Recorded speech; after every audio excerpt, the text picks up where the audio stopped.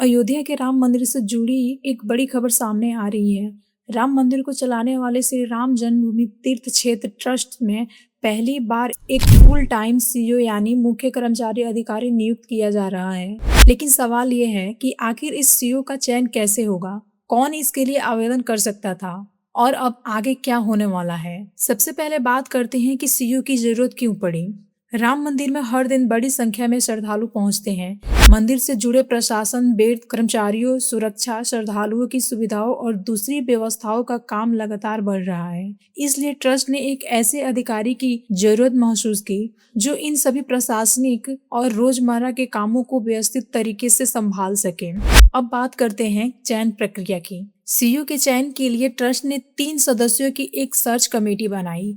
इस कमेटी में retired supreme court justice Pramod Kohli, retired lieutenant general Vishnukant Chaturvedi और शिरडी के साईं बाबा संस्थान ट्रस्ट के पूर्व अध्यक्ष सुरेश हावड़े शामिल हैं। इस कमेटी में सबसे पहले सीईओ पद के लिए योग्यता और नियम तय किए। उम्मीदवार के पास ग्रेजुएशन की डिग्री और प्रशासन का वित्त क्षेत्र में कम से कम 20 साल का अनुभव होना जरूरी रखा गया। मंदिर प्रबंधन का अनुभव रखने वाले उम्मीदवारों को प्राथमिकता देने की बात भी कही गई। इसके अलावा उम्मीदवार की उम्र 50 से 70 साल के बीच रखी गई और उसे अयोध्या में रहकर काम करने के लिए तैयार होना जरूरी था। उम्मीदवार का हिंदू होना और भगवान राम में आस्था रखना भी पात्रता का हिस्सा था। इसके बाद देश भर में आवेदन मांगे गए और यहाँ सबसे ज्यादा हैरान करने वाली बात सामने आई।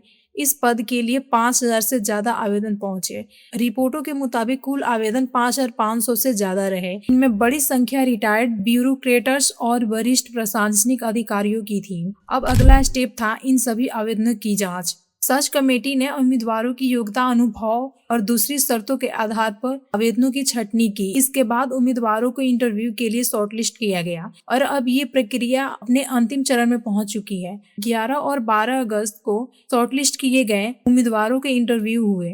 ताजा रिपोर्टों के मुताबिक कुल 16 उम्मीदवारों का इंटरव्यू लिया गया। इनमें रिटायर्ड आईपीएस और पूर्व आईएएस अधिकारियों समेत कई अनुभवी लोग शामिल हैं। अब सबसे बड़ा सवाल, इंटरव्यू के बाद क्या होगा। इंटरव्यू लेने वाली सर्च कमेटी सभी उम्मीदवारों के प्रदर्शन और योग्यता का आकलन करेगी। इसके बाद कमेटी अपनी तरफ से 3 नामों की सिफारिश राम जन्मभूमि तीर्थ क्षेत्र ट्रस्ट के सामने रखेगी। फिर अंतिम फैसला ट्रस्ट करेगा। यानी आसान भाषा में समझे तो प्रक्रिया कुछ ऐसी है। हजारों आवेदन आए, आवेदनों की जांच हुई, उम्मीदवार शॉर्टलिस्ट हुए, इंटरव्यू हुआ, कमेटी 3 नाम सुझाएगी और अंत में ट्रस्ट सीईओ के नाम पर यह फैसला करेगा।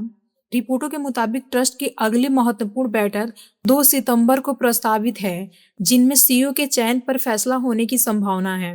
चयन होने के बाद सीईओ का शुरुआती कार्यकाल 3 साल का होगा और उन्हें अयोध्या में रहकर काम करना होगा।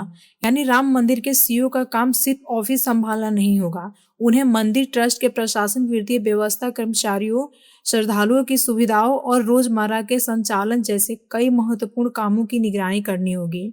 तो कुल मिलाकर 5,000 से ज्यादा आवेदनों से शुरू हुए ये दौर अब 16 उम्मीदवारों तक पहुंच चुकी है। इंटरव्यू हो चुके हैं और अब नजर इस बात पर है कि सर्च कमेटी किन 3 नामों की सिफारिश करती है और ट्रस्ट इनमें से राम मंदिर का पहला सीईओ चुनता है।